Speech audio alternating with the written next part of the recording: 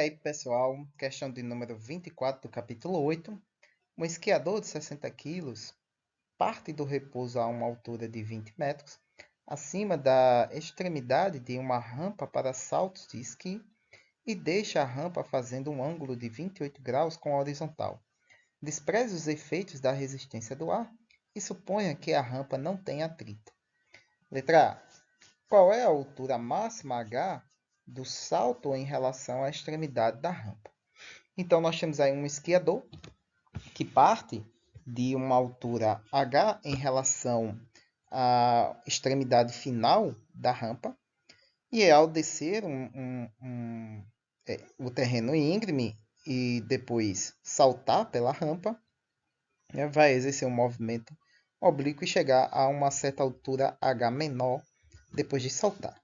Na letra A, ele quer essa altura h após ele ter saltado da rampa, né, a altura máxima que ele vai atingir.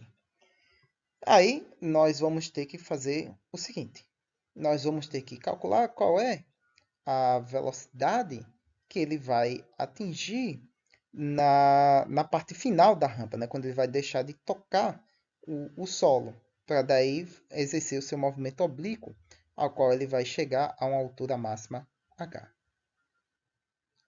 Porém, a gente não sabe que velocidade é essa da qual ele vai partir. Então, a nossa equação ela vai ficar desse jeito aqui. Nós temos a velocidade final em y, aqui esse movimento aqui a gente está analisando no eixo y, ou seja, na vertical. Ele vai atingir a altura h, né? Ou seja, a altura máxima, h menor, né? Na verdade, que é esse h aqui mais curtinho, quando a sua velocidade no eixo y for nula, porque ele vai fazer esse movimento de arco. Ele atinge o ponto mais alto em y quando a velocidade é nula e ele reverte seu movimento em direção ao solo novamente. Então, a nossa equação fica desse jeito aqui, com o nosso v final nulo, e isolando o nosso h, que é quem a gente quer, ela vai depender da velocidade inicial ao quadrado sobre 2 vezes a aceleração da gravidade. Essa velocidade inicial é justamente a velocidade com que ele vai deixar a rampa, né, naquela posição ali onde tem o nome fim da rampa e o nosso vetorzinho azul com o marcador em amarelo do ângulo com que ele vai deixar essa rampa. Então, nós temos que saber que velocidade é essa para daí, então, a gente descobrir qual vai ser a altura máxima atingida, né? O hzinho pequeno.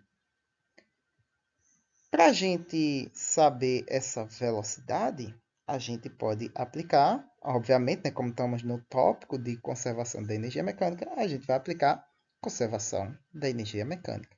Onde a gente vai aqui agora analisar os pontos finais e iniciais dessa energia, né, dessa conservação da energia de transformação de potencial para cinética uma na outra.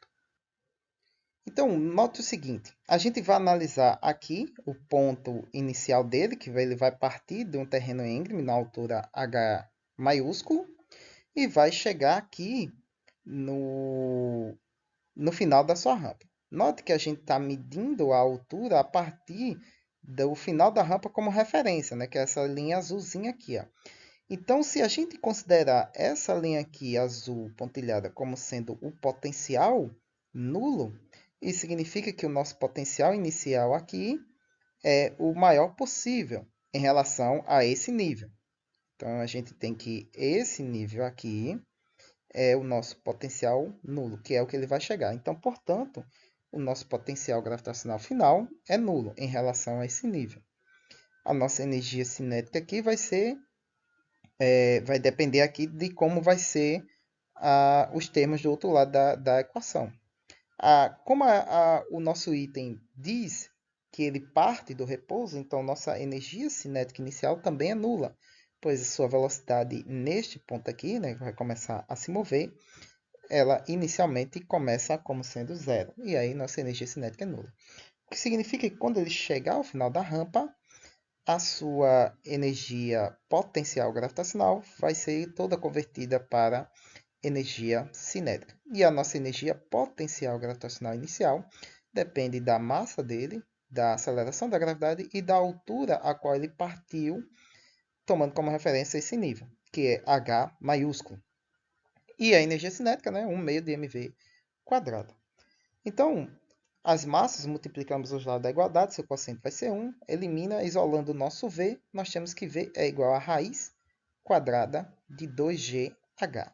Nós sabemos quem é G, nós sabemos quem é H, substitui os valores, né? Então fica a raiz de 2, que multiplica 9,8 metros por segundo ao quadrado, vezes H, que é 20 metros. Então, a nossa velocidade é de 19,8 metros por segundo, neste ponto aqui que ele chega no final da rampa.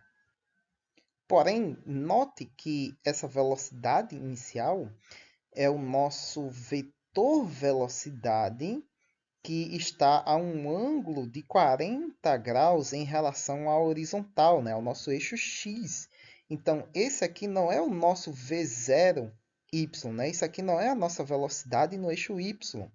Para que a gente saiba a velocidade do nosso eixo Y, que é a componente do vetor velocidade que a gente acabou de encontrar, em relação a um ângulo de 28 graus com a horizontal, então isso significa que o nosso vetor y, né, nosso componente y, é o cateto oposto, né, que representa a componente desse vetor. Então, o nosso V0 vai ser expresso dessa forma aqui, o nosso V0y.